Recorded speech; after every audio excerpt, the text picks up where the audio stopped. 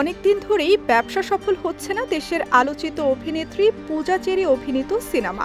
ব্যক্তিগত বিষয় নিয়ে আলোচনা সমালোচনা হয়েছে তাকে নিয়ে, কিন্তু তার অভিনীত সিনেমা নিয়ে কোনো আলোচনা নেই। সব মিলিয়ে তাই পূজা তার ক্যারিয়ারের মন্দ সময় পার করছেন বলে অনেকের ধারণা। তবে পূজা এটা মানতে নারাজ। তিনি জানিয়েছেন সাধ্যের পুরোটা দিয়েই কাজ করছেন বা করেন তিনি, কিন্তু সবসময় ধামাকা নাও হতে পারে। বড় ধামাকা দেওয়ার জন্য অভিনেত্রী সময় চেয়েছেন দর্শক ভক্তদের কাছে। এবার ঈদে মুক্তি পেয়েছে পূজা চেরির নতুন সিনেমা আগন্তুক। সিনেমাটি পরিচালনা করেছেন সুমন ধর। মুক্তির আগে সিনেমার প্রচারে দেখা না গেলেও মুক্তির পর কয়েকটি প্রেক্ষাগৃহ ঘুরে দেখেছেন এই নায়িকা।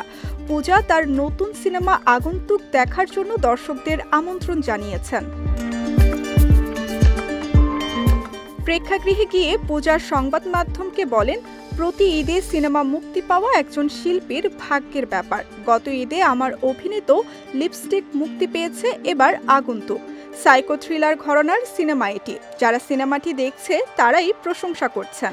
একমাত্র ওয়ালটন এসি দিচ্ছে 1 বছরের রিপ্লেসমেন্ট গ্যারান্টি এবং কম্প্রেসারের 10 বছরের গ্যারান্টি। আগন্তুক নিয়ে উচ্ছ্বাস প্রকাশ করলেও সিনেমা মুক্তির আগে পূজা ছিলেন নীরব। নায়িকার নীরবতা নিয়ে প্রশ্ন উঠেছিল তখন।